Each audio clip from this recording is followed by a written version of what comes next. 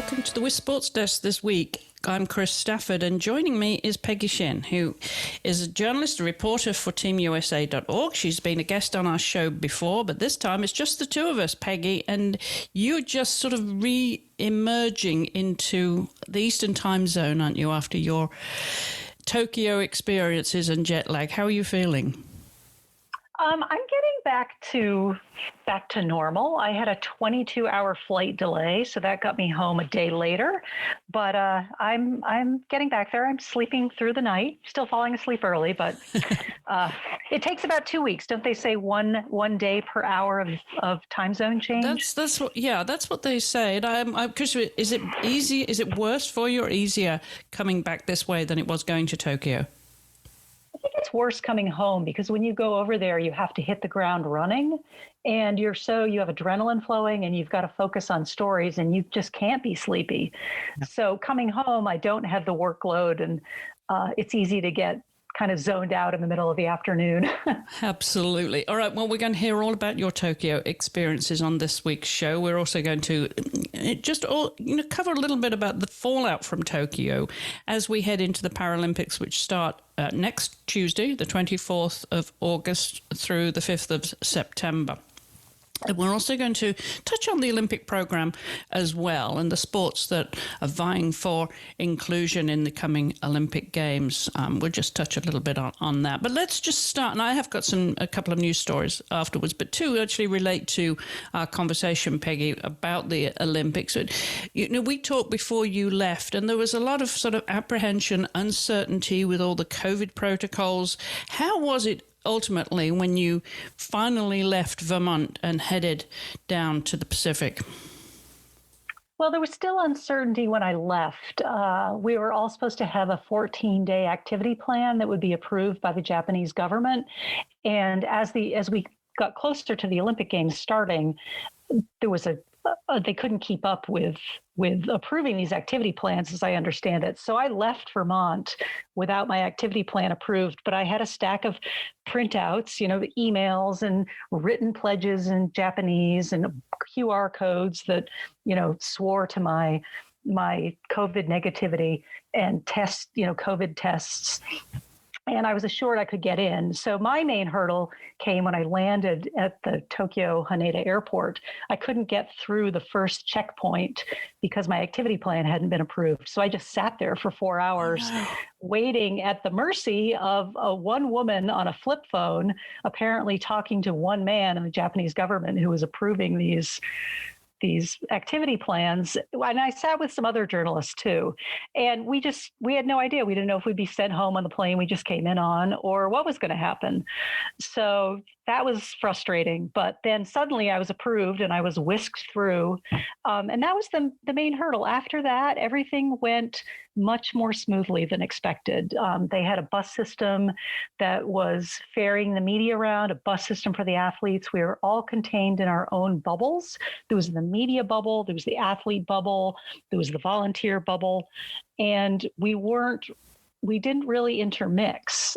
We saw the athletes in the dreaded mix zone that you and I've chatted about. They had us 6 feet apart. They had 2 fences that were spaced 6 feet apart. The athletes were masked mostly. We were masked. I felt very safe. They limited the mix zones. You had to get a mix zone pass because every mix zone could only have a certain number of people in it. But journalists all worked together more than usual. If you couldn't get into the mix zone, somebody would invariably share their recording with you. So I felt very safe. I thought the Japanese did a good job organizing it. And I think all the uncertainty perhaps wasn't necessary had they communicated things a little bit better, but it ended up working out. And I think everybody seemed very grateful that the games came off. I was grateful that they came off. And most of the journalists that I talked to and interacted with were vaccinated. So I felt fairly safe there. Now, how about the, your access to the venues as well? Just remind everybody what you were there to cover. So I covered just about any sport that I was assigned to. I ended up doing mostly cycling and swimming.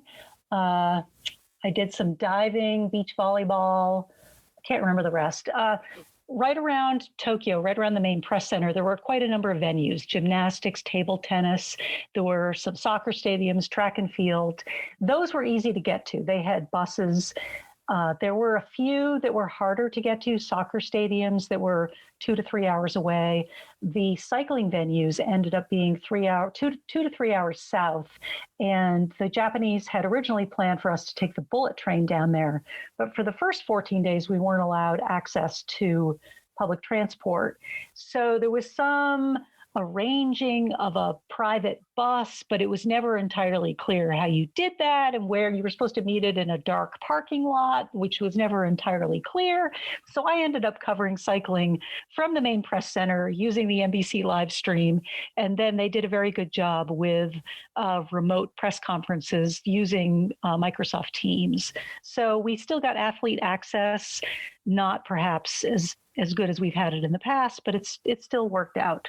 And all the venues within Tokyo we could get to via bus, so that was fairly easy. And were you allowed to go anywhere outside of of the bus? And I heard that there was no sightseeing. And so, how much freedom did you actually have in between the media center and the venues? None. And the hotel. And in the hotel, no, could you walk to the hotel? No, we had to take a bus to the front of our hotel so you could walk the across the sidewalk into your hotel. And then from your hotel, you could walk to a convenience store. And ours happened to be a 7-Eleven, and it was literally one door down from the hotel. And we were allowed 15 minutes. There was a uniformed guard sitting in our hotel lobby. We had to sign out with him with our credential number, and he had a stopwatch. Wow. And we had to write down the time, and then he'd look at the watch and you would go. And we had to take the elevator down because the lobby was on the 7th floor. So you'd hope that the elevator would come, quickly. And then we had 15 minutes in the 7-Eleven to buy food. And the first night we came home and had 20 seconds to spare. Oh my God. So that was a little unnerving. So this was an Olympic ordeal in of itself then, sprinting to the 7-Eleven. And what was the punishment if you didn't make it back in time? You'd be asked to leave Japan. Stakes were pretty high then. They were pretty high. And there you are, trying to figure out labels on food in a foreign country, wondering what you're buying in 15 minutes or less. So that, I just tried to see the humor in it. What can you do? Right, what can you do? Yeah. Gosh. Right. And then we could take the bus to the main press center. And the main press center was in a giant convention center that had a nice outdoor lobby space. So once we were there, it was big enough that you could walk around in and feel like you had space. There were a couple of restaurants, not terribly good, but that's no surprise. And you just felt like you had a little more space. And then we found out that you could actually walk the 1 kilometer on a sidewalk from the main press center to the main transport hub where the buses would drop you off and pick you up. So that gave us a little bit of freedom there to walk along that sidewalk. But other than that, there was no freedom whatsoever. Did you hear of anyone getting kicked off the bus, literally, and sent home? I did. We heard third hand that a journalist was caught sightseeing and was sent home. Wow. Yeah. You don't want to be disgraced in Tokyo, do you? You don't.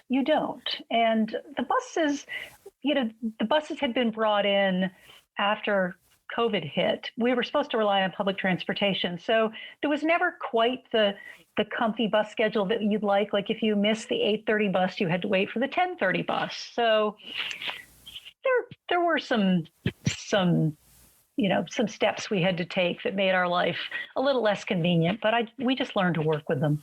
And you mentioned the food there, a couple of restaurants. Was there an international cuisine, or was it just Japanese and you got what you could when you could? And what were the opening hours like? There was what they called a food court, and it was just one restaurant that served Japanese food. Meal combo A, meal combo B, or meal combo C. And one was tempura, one was sushi, and one was eel. And it was not top quality. I got the sushi one day, and I swear it was fish caught from the bottom of the Aleutian Trench. I couldn't eat it. It was raw tuna, but couldn't eat it without the gag reflex going off. So I tended to go to the pizza burger restaurant and get a pizza, or I would go to, they had a general store there that sold salads and other quick pickup food. And a friend of mine on Facebook Friends said, "Oh, you have to go try these triangles. They were rice triangles wrapped in seaweed that had tuna and salmon in the middle. They ended up being delicious. So the second week I lived on those, but not a lot of vegetables and very little fresh fruit." That's interesting. Little fresh fruit. I would have expected more from. I would too. Japan, but yeah, you've had a very healthy diet then for for tuna, salmon. Lots of fish, isn't there, in Japan? So do you feel you ate healthily? No, not at all. No, because a lot of times, you're not at the main press center, you're at the venues, and every venue had its own little catering service, but it mostly sold drinks or some weird unidentifiable meat product. And I never found anything I liked. So I ended up getting snacks like Belvita crackers and Ritz crackers and cookies, and just eating that junk when, you had to have something that filled up your belly. They would often have these weird sandwiches that were white bread with the crust cut off. One was margarine and jelly, and the other was whipped peanut butter. It was like whipped with sugar. So I think there was zero nutritive value, but they filled up your stomach, and that was the goal, to fill up your stomach. Yeah, that reminds me of one time in Sydney covering a competition, and the food offerings were pretty scarce. By the time you could grab something, it was either meat pie or meat pie, and I lived on meat pie for the longest time, and just it filled you, like you said, filled your belly, and you were glad of it. But I know how that goes. We have to endure what we have to endure, all in the name of free press, right? Right, and I think in my experience at the Olympics, the media catering is not a priority. So you just go in expecting you're going to not eat a healthy diet for 3 weeks, and you take vitamin pills, and you hope when you get home you can have lots of fresh fruits and vegetables. There you go, make up for it. And the one thing that I really felt for the athletes throughout these games, and we knew this was going to happen, was the absence of any crowds there, Peggy.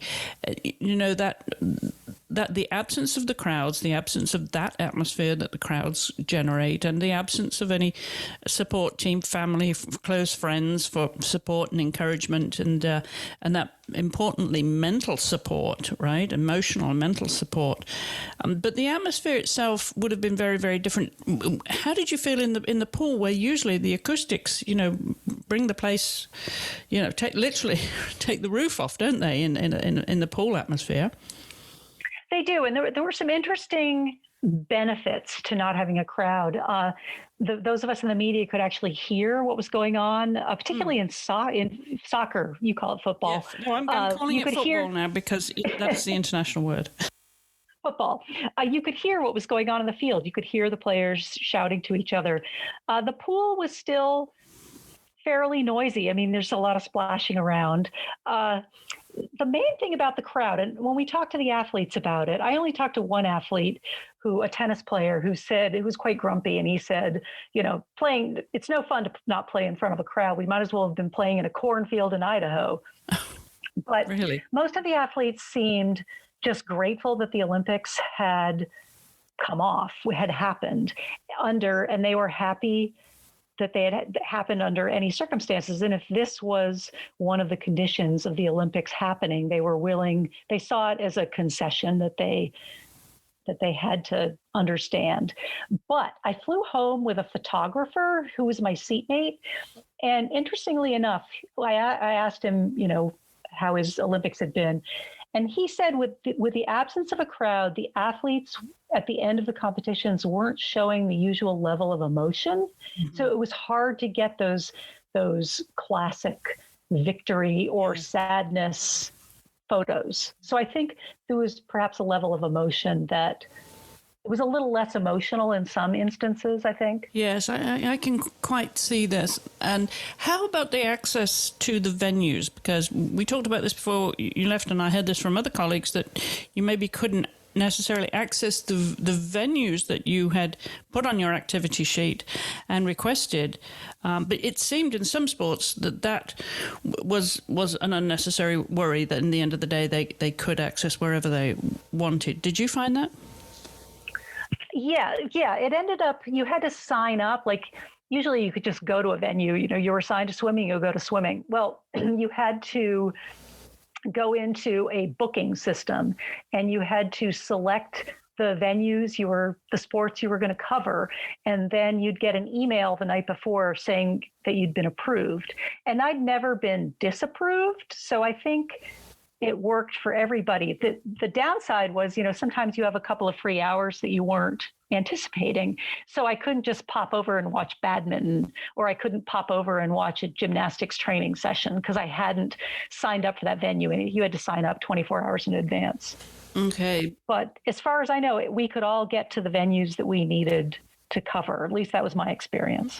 Was there anything that surprised you, despite all the protocols and the preparation that you had for these games? Surprised me? Not really. The Japanese were very fastidious about checking everybody's credential up close before we got on every bus, and we would laugh like, "How would I have gotten this far without this credential?" But no, nothing surprised me. The horrible hotel breakfast surprised me, but that was about it. And you were confined once you got there, weren't you? When you landed, you had to be quarantined for a while. Well, some people took that literally. We learned in May that we were allowed to go to the main press center. So that was part of your quarantine. Okay. That was part of our essential games activity. So I just began life as usual, on day one, but some journalists quarantined. Oh, going back to what surprised me, it did surprise me how far the cycling venue was from Tokyo and how difficult it would be to reach that. That was one surprise and disappointment. And they didn't give you a bicycle? They did not give me a bicycle. I wish they had. You are a biker, aren't you? I am. I missed my bicycle. Oh, if only you'd have known. They wouldn't have let you take one, I suppose, because you'd got outside the bubble. It wouldn't have been allowed, right? Even if you were going to cycling. Right. 3 hours away. That would have been a long ride. And actually, speaking of the absence of spectators, I think that's going to be the case when the Paralympics start next week too, isn't it? There's going to be no spectators allowed at any of the venues. Yeah, I assume that they would continue with that protocol. And it's probably wise. I mean, I think it would be a super spreader event if people were in those stands next to each other. Yeah, nothing has changed is what I'm making the point, and I want to talk about the fallout really from these games to the para games, because what we saw in terms of spectator attendance, say on the marathon, and then this happened in some of the other longer events, there was a crowd. The public did come out to watch the marathon, and they were masked, but they were on the streets. So some of the venues, the state of emergency was just in Tokyo. So cycling actually had spectators as well. There were people in the velodrome. There were people along the course. And the marathon was up in Sapporo. So those events could have spectators. And I think, there were also outdoor. Well, the velodrome wasn't outdoors, but a lot of them were outdoors. Just in Tokyo, where the state of emergency was, they weren't allowing spectators.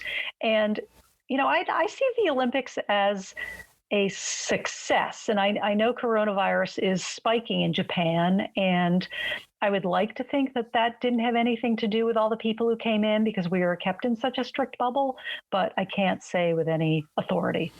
No, and I think it's going to be very hard on the athletes there, the para athletes, and because they will need more support crews in some instances, right, depending on their grade of disability.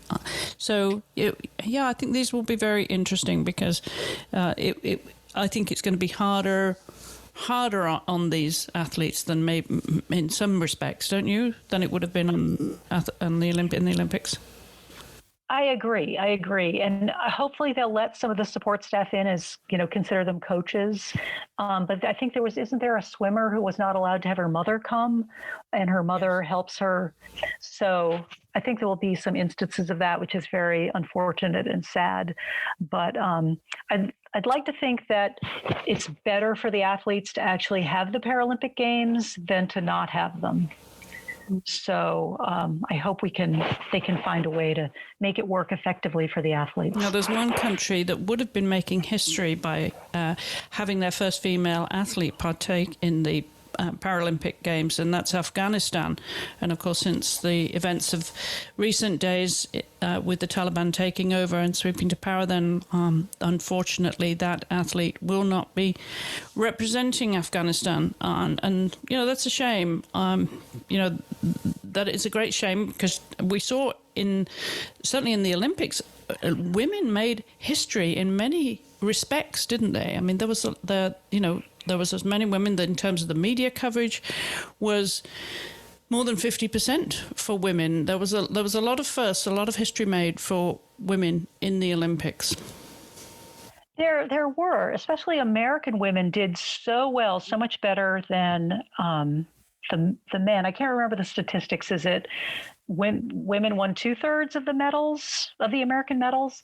And it was great to see so many countries sending women who were competing. And it's what's going on in Afghanistan right now is just such a tragedy. And, beyond the female athlete not being able to participate in the Paralympic Games. And it just makes me want to cry thinking of what's going on there and what's going to happen to women. And yes. So what history will tell. Absolutely. Well, just to reflect on those numbers, because this was a milestone for women, certainly of Team USA. They made up nearly 54% of the team and won 58.4% of the medals, including 23 golds. And they also set a record on our television screens, taking up 59.1% of NBC's primetime coverage of the Games. And this is the highest percentage of time that athletes in women's sports have ever received on Olympic broadcasts with the NBC coverage, breaking the previous high of approximately 55% that was set in London in 2012. So aren't those great stats? That's really, really good, isn't it? This is the third consecutive Summer Games where women's sports garnered more primetime space than men's. So that's a milestone. That is a milestone. And I think it speaks, at least in this country, and I hate to say it, but I am so focused on the U.S. athletes because I write for teamusa.org. So just for my own mental bandwidth, I have to just focus on the Americans. And I think it speaks a lot to Title IX, which was enacted in 1972. And I know it's been, almost 50 years since that act came through. But collegiate sports, there's such an emphasis, or there was up until COVID, of public colleges and universities putting money towards women's sports. And I think what we're seeing now is a great fallout from that. And I hope it continues. Yes. I think there's a lot of pluses to take from this, but we still can't be complacent because there were still a lot of gender inequities as well in the way the sports were covered. Sexualized the women through camera angles, and then of course they had to jump through all sorts of hoops. It started with handball, didn't Norwegian handball, about what they could wear. This focus on what women can wear, and I think the German women's gymnastics team actually protested by wearing full-length bodysuits rather than the traditional leotards. So, there's still things that we need to get equity on. But in terms of coverage and women's participation in these games, those stats look really good and bode well for the future too. They do. And I think it also speaks to the fact that women can now make a living in sports, so they tend to stay in sports longer. And granted, the inequity between what women are making in sports and men are making is ridiculous, but at least women are starting to wade into the water. And I hope we start seeing more equity in the gender pay gap in sports. But it is good to see that women can start to make a living, or at least make enough money that they can stay in their sports for longer than, it used to be when you graduated from college, you had to be done with sports and you were expected to get married. Yes, and there's the other aspect of sport and the expectation that athletes have. Maybe they get a scholarship and they focus on sport when they go to college. It gives them an education. Mm-hmm. But then if they don't manage to make a career of it once they graduate college, there's some expectations, and if they don't make the cut, depending on the sport, to make sports a worthwhile career for them, that's a huge disappointment because they didn't have a backup plan. Right. And I've actually seen this happen with men too, particularly in skiing. You've dedicated your life to a specific sport and you're good, but you're not world class. And NFL would be another one, right? If they don't make the cut. Right. And then they have to come up with a plan B. I think it's always good for athletes to have a plan B in the back of their mind, but a lot of them will claim, I'm not putting any energy toward plan B because that means I'm not 100% focused on plan A. Yes, it's a good point.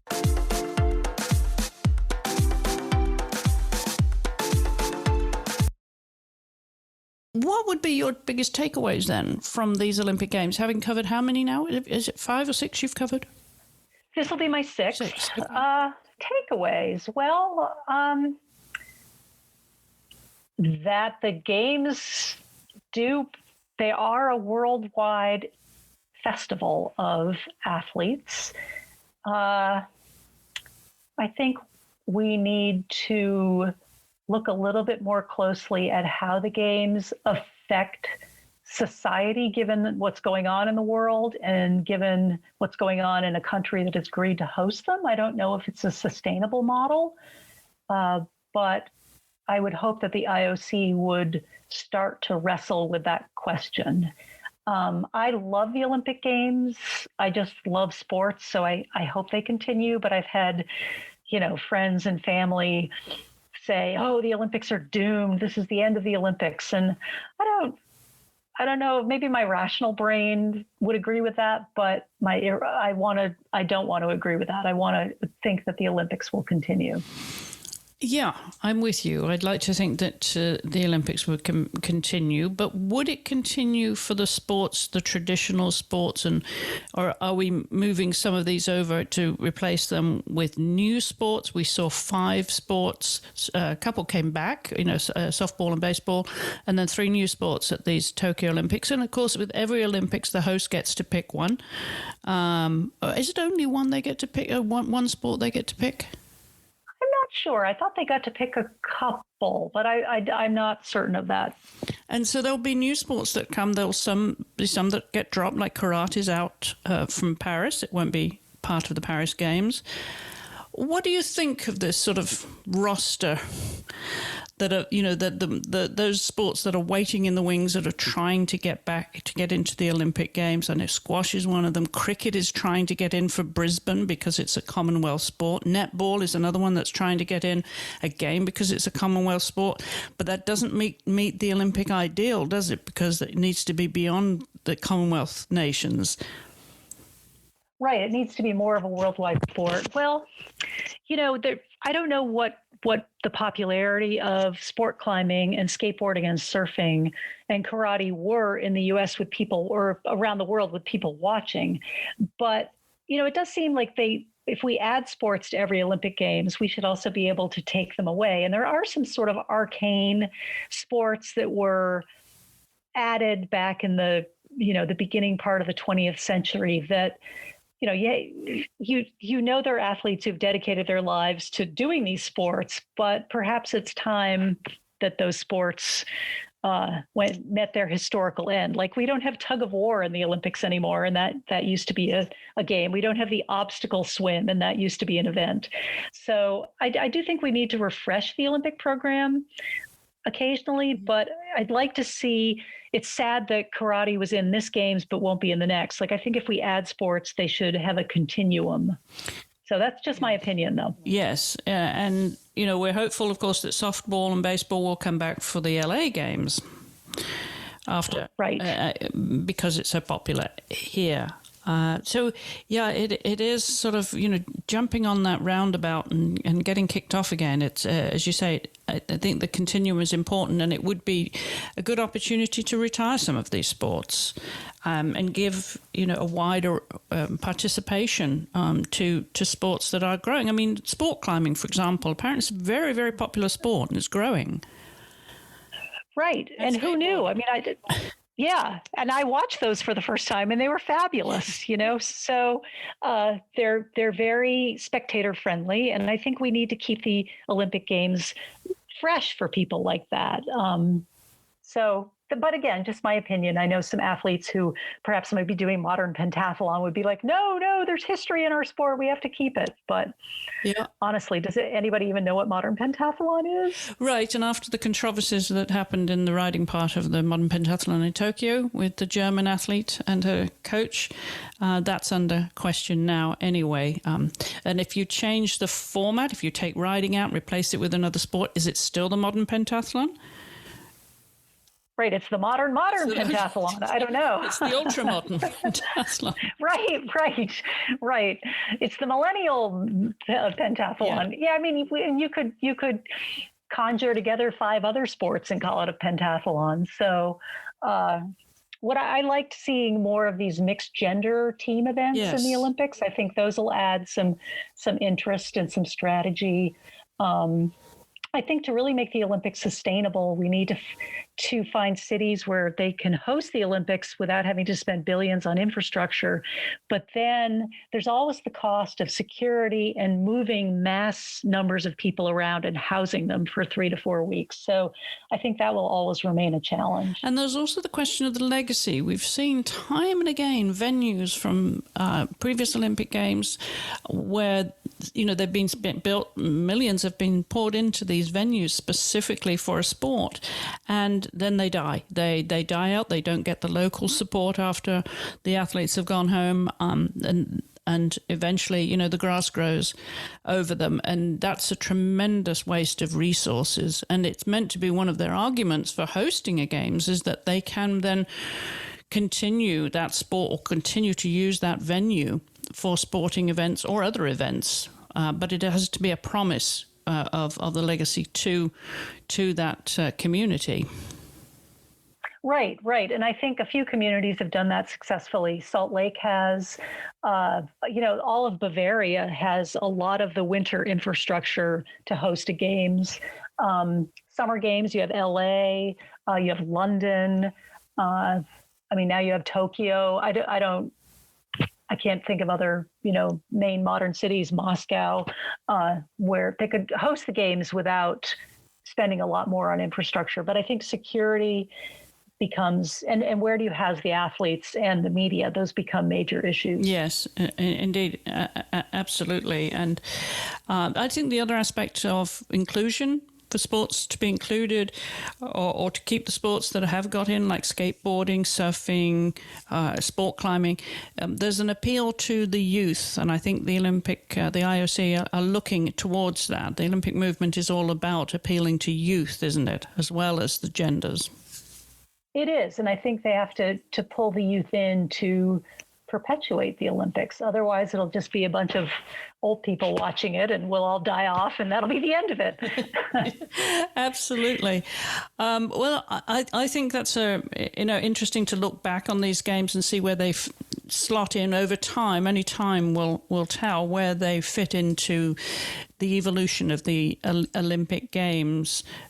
But you're saying that this was necessary. The athletes got from it what they needed, even though it wasn't the games we're used to.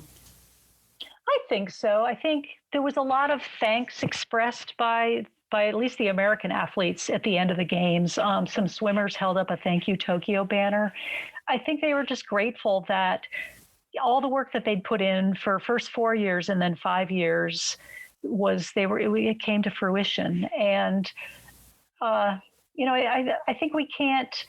Yeah, there's a there's a big burden placed on the society of the country hosting the Olympics. But I think we also have to take into account the athletes' needs and how much money and time they've put into their sports when considering whether games continue or are canceled or postponed or whatnot. But it's going to be something talked about and debated for years to come. Yeah, for sure. Well, I mentioned the NBC coverage. We were blessed because they're major rights holder that we had wall-to-wall coverage in just about every sport. I think probably every sport was covered throughout those 2 weeks. I'll be interested to see how much coverage we get of the Paralympic Games. But when I look back at the NBC coverage, we had one channel, the Golf Channel, which was continually golf from the Olympic Games. So golf fans would have been well satisfied. They could, I think, plug into that channel anytime 24/7 and they would get coverage of the Olympic golf tournament. So that just segues very nicely to my final story this week. We haven't covered a lot of news this week. As you can tell, we normally cover all the highlights from around the world of women's sports. But this week, I just do want to give a shout out to US golfer Ryan O'Toole. She won the Trust Golf Women's Scottish Open last week at Dunbarney Links in Scotland, earning her first career LPGA title, which is something in itself. But it's even more kudos to her because she's been on the tour for 11 years. And the 34-year-old she is now from Agora Hills in California, she's clocked up 228 starts.